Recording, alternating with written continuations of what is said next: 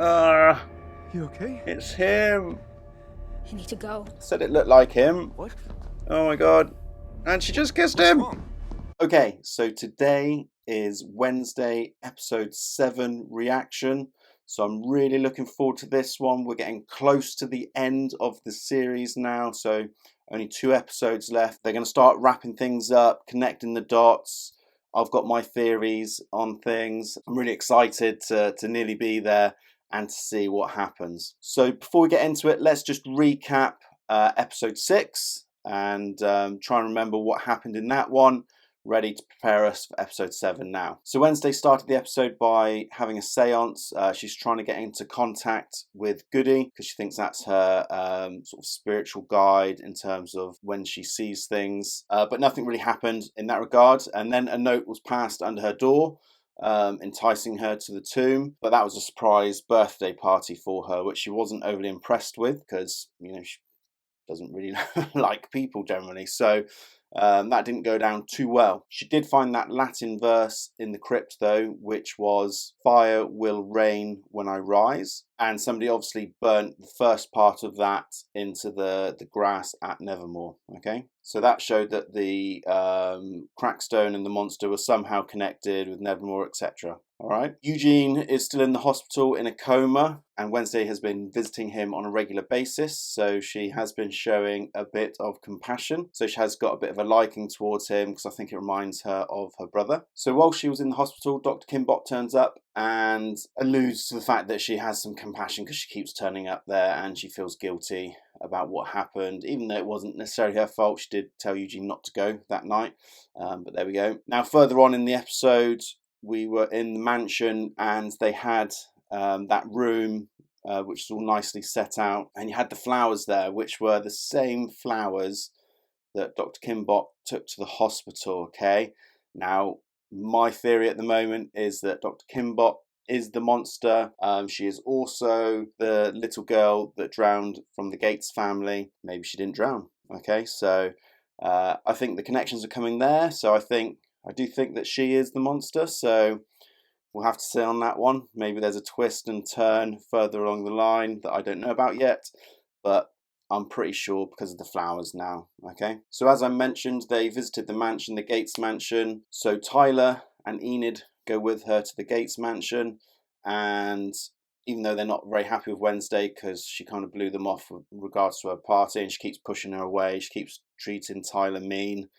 Maybe that's keeping him keen. So, but yeah, so they went along to the mansion, all 3 of them, to sort of explore. They had their little run-in with the monster. Tyler got cut up, but not too bad, still survived. They went back to his house where they were patching him up. And obviously Tyler's dad comes in and kicks off and says that Wednesday can't see his son anymore and takes her back to the school. Before all of that happened, Wednesday did go to the mansion and saw that the mayor was there, and he seemed to think he knew who was the monster and who was causing all the problems. So Wednesday jumped into the back of the car, in the boot or the trunk, and then he obviously did get run over and then got taken out and killed. Okay, so that then led on to Wednesday wanted to go back to the mansion where they did find the car that did the sort of hit and run. Also at the mansion, down in the basement, there were the body parts that had been taken from the different people. So maybe that's because they're trying to, I think, resurrect Crackstone by putting a body together. Kind of my theory at the moment, who knows. And then she took the music box from that bedroom as well, which had her photos sort of hidden away underneath them. Okay, so I think that sums up most of the important parts of episode 6. So before we get started on episode 7, please hit that like button. I'd really appreciate that. Let's get going. I enjoy funerals. I've been crashing them since I was old enough to read the obituary section. Mayor Walker was murdered, and I know the killer is here. I know I'm close to the truth. I have all the pieces of the jigsaw. I just need to slot them into place. Interesting. Poor lad. Oh yeah, they were getting it on, weren't they? The killer will make a mistake, and I'll be ready. Yeah. Who's that?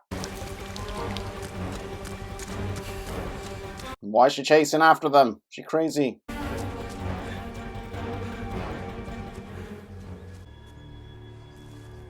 Let's chase a mysterious figure into the woods. Yes.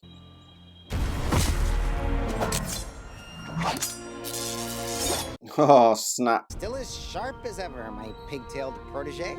Uncle Fester. Uncle Fester! Is he going to put a light bulb in his mouth? I hope so. Chapter 7. If you don't woe me by now. Just blew into town this morning and was hit by a wave of nostalgia. I thought you didn't go to Nevermore. I didn't. Your dad got all the brains, but I used to drop in on him. He filled me in on what's been going on. Monsters, murder, mayhem. What fun! This place belongs to a friend. You've actually made a friend. That poor kid will be going home in a body bag. Do you know what kind of a monster you're dealing with? Haven't been able to identify it. Big one. An ugly one. Called a Hyde. Hyde. Isn't Jekyll and Hyde? Hmm? You've seen one before. Tell me about the Hyde. Olga Malikova. Beauty, brains, till one night she transformed in the middle of a Chopin sonata. Massacred a dozen audience members. And 3 music critics. What triggered her? Or did she just change on her own? No idea. There's never been any mention of Hydes in any Outcast book. You tried Nathaniel Faulkner's diary? Before he founded Nevermore, Faulkner traveled the world, cataloging every outcast community. Where is it? Nightshade's library. And that's when I found this nifty little safe. I found a diary. We'll sneak into the Nightshade's library tonight. If you are discovered, I will disown you and collect all the reward money tied to your capture. I'd expect nothing less. Of course. Uncle Fester? Who's Uncle Fester? What are you doing here? Well, since I'm an actual nightshade, I don't have to explain myself. What's your excuse for creeping around in the middle of the night? Research. On a monster? I'll save you some time. There's nothing in here matching that thing. Every time the monster's attacked, you have been right there. I didn't realize proximity was a crime. Then there's your drawing obsession. I don't think it's him. If I am the monster, why haven't I killed you? Because for some reason I cannot fathom or indulge, you seem to like me. Oh. Show me the diary. Wet Willy.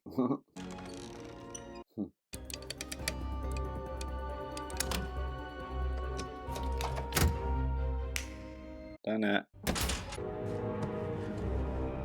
Ooh, they got it. Faulkner describes Hydes as artists by nature, but equally vindictive in temperament.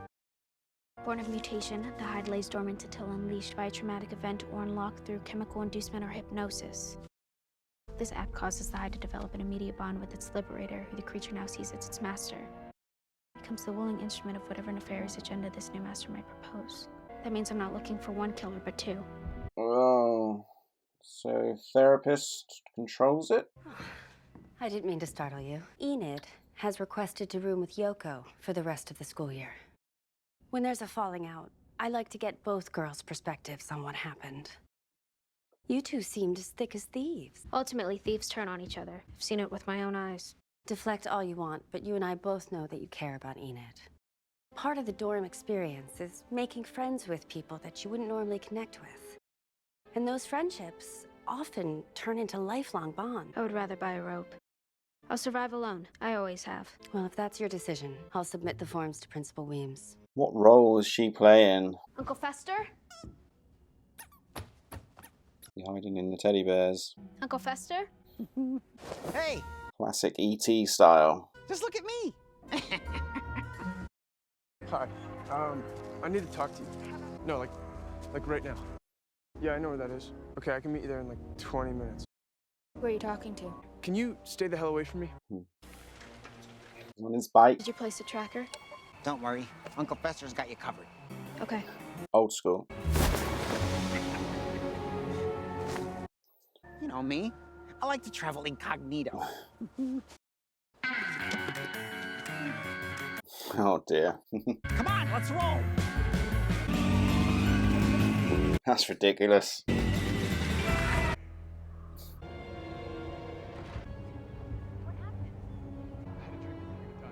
Oh, hello. What's going on here? Principal Weems, it is imperative I speak with you about Dr. Kinbot. Wednesday, we were just talking about you. Speak of the devil. and she shall appear. Dr. Kimball was just discussing your assessment. Ooh. I need to sign off on it before she hands it into the court. Well, what's the verdict, Doctor? Am I cured? I'm glad you find it amusing because the judge assigned to your case won't. I've explained to Dr. Kimball that you've recently been taking small but meaningful steps towards embracing your new Nevermore family. Yes. You know, I think I've actually reached the half-hug stage. I've been reading about hypnotherapy. I think it might be a good technique to unlock my inner Wednesday. Are you a devotee? Yes, very much so. I applaud your new willingness to delve deep into yourself. Seeing you on Monday, we can start then. Kinbot has to be Xavier's master. The hide lays dormant until unleashed by a traumatic event or unlocked through chemical inducement or hypnosis. She must have figured out he was a hide and used hypnotherapy to unlock him. Made you a quad on the house. Hey, thanks, kid. Need a refill on this puppy, too. Tyler, this is my Uncle Fester. Oh, hi, it's nice to... Is that? It's called a hide. That's it, from that night. Your father gave you explicit instructions not to be near me. My dad's not here and I'm on a break. Does kind of look like him though, doesn't it? Apparently a hide needs to be unlocked by someone. Weird. Its master. Tyler, what'd I say? For the record, Wednesday was trying to keep her distance. I was the one that sat down with her. All right. Putting these up around town. It's a bank robbery suspect, and he's a real creep. You haven't seen him, have you? No. It'd be pretty hard to miss. I'll pin it on the bulletin board. My last breath. Thank you, but you didn't have to do that. Yeah, your family is very colorful. Ironic considering Fester's the black sheep. So, about rescheduling our date. Well, between the monster and my uncle. And no excuses. Figure after what happened last time, you owe me. Well, I can't sneak off of campus. All eyes are on me. You won't have to. I'll come to you. 9 p.m. Crackstone's crib. Smooth. Your job is to guard that diary while I'm gone. I'll be back as soon as I can. It's not a date. It's a quid pro quo for almost getting him disemboweled. It's a date. The last time somebody threw a surprise for me here, it did not go as planned. I guarantee this one won't make you pass out cold. But you do have to close your eyes. Are you serious? Unfortunately. I'm only doing this because I owe you. Wait here. Close your eyes. Right here. Second. Okay, you can open your eyes. Oh, he's made it all nice for her. Will she like it? Probably not. Candles. What? No one's ever taken you on a picnic inside a crypt before? Good location. How do you feel about scary movies? Prepare to be horrified. Sun's up. It's a little after 12. What? They tell me to act my Legally blonde. There's definitely a suspect. Oh, dear. All right, he couldn't got too far on foot, so you guys spread out. I'm gonna check down by the lake. That was torture. Thank you. Okay, don't hate me. I'm just gonna come out and say it. I want us to be more than friends. You'll snap out of it. Don't do that. Discount my feelings. I'm not friend material, let alone more than friend material. I will ignore you, stomp on your heart, and always put my needs and interests first. Hey, you can keep trying to push me away. It's not gonna work. I almost killed you. I survived. Beginner's luck. I'm tougher than you think. You're making a mistake. Going in for a kiss. Probably. God, do it. Do it. Definitely. He's going to do it. She wants him to do it, really. She's not moving away. Ah! No! Tyler. Uh-oh. Dad? What are you doing here? The Oopsie. school groundskeeper found a motorbike by the lake. It matches the description of the one the bank robber stole. There's a canoe missing. Figured he might be holed up on Raven Island. I'm not gonna even ask what this is, but I never saw the two of you here. You know what it is. Come on. Damn. The diary. Oh. That's trashed. Thing?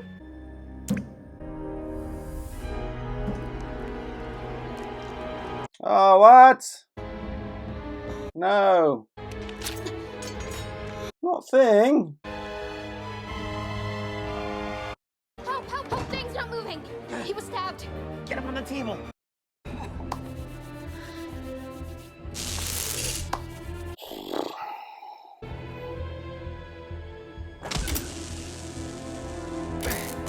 Does thing have a heart? Third time lucky. Come on. Oh, she is sad. It's like the scorpion all over again. Come on, thing.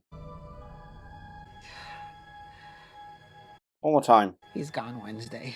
No, he's not. Thing, if you can hear me, if you die, I will kill you. Go again. No, again, please! How does that happen?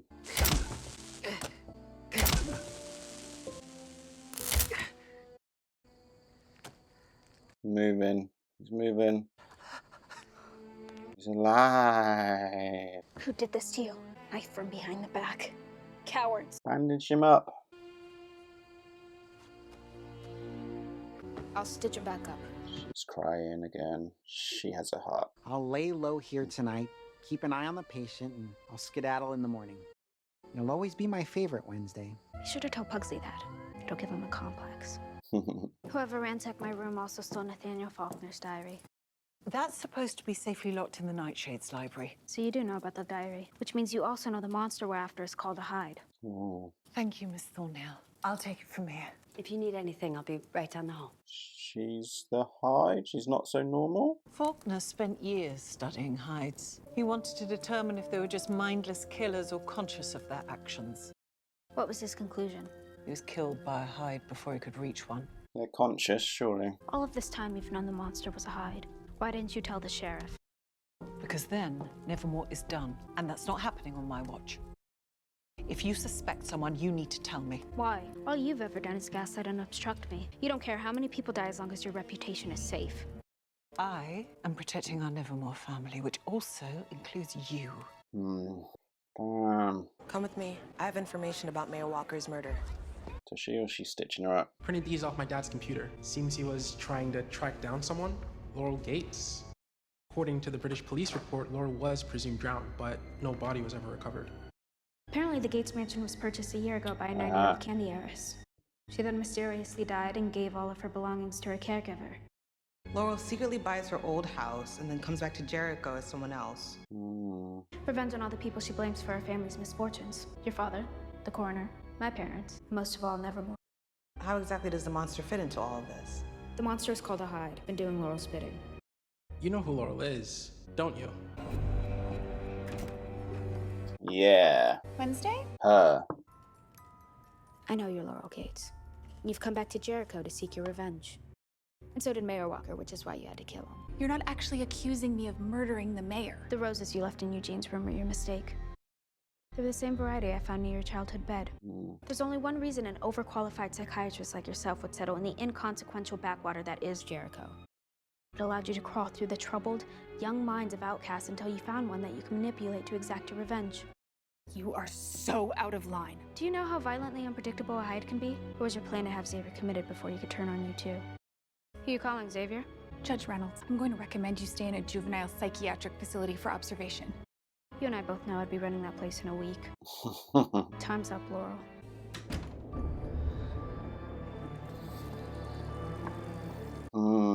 Principal Weems, it's Valerie Kinbot. Wednesday Addams just barged into my office. I wasn't aware that Wednesday had a session today. She didn't, and her behavior was completely irrational.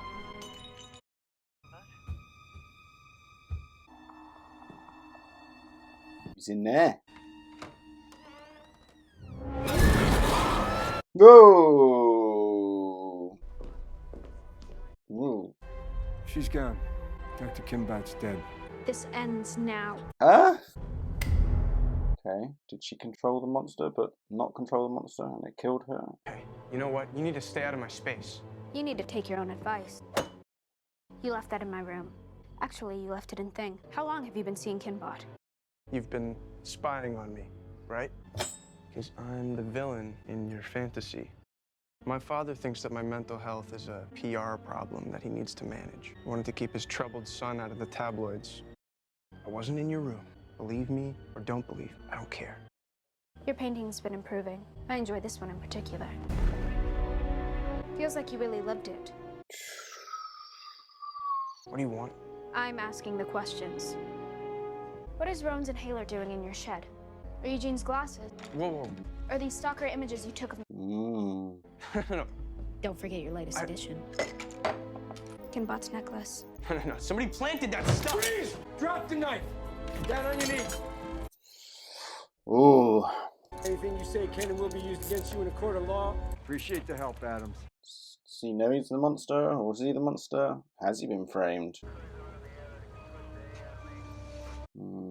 Something's not right here. Hey. Oh, she's back. You're back. I'm gone for a few days. The place gets trashed, and Thing almost dies. Someone's got to look out for you, too. What happened to rooming with Yoko? Yoko's great. I just decided I needed a few more boundaries. Skip the tape. Don't tell me Wednesday Addams is mellowing out. Never.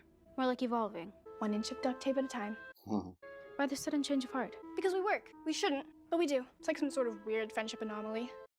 Everything you said about me is true, but I don't apologize for it. Not anymore. It's just who I am. Thing said he missed you. I missed him too.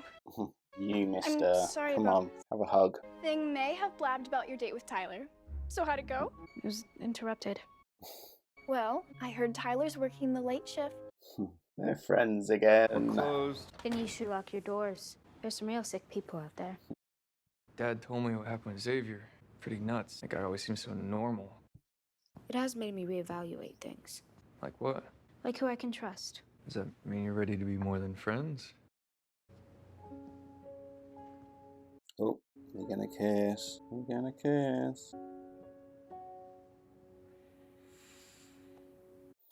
Oh, they're kissing.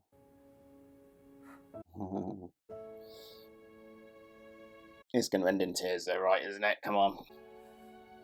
It'll never work.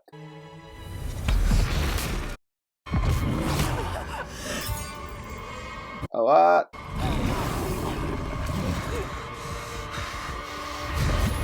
What?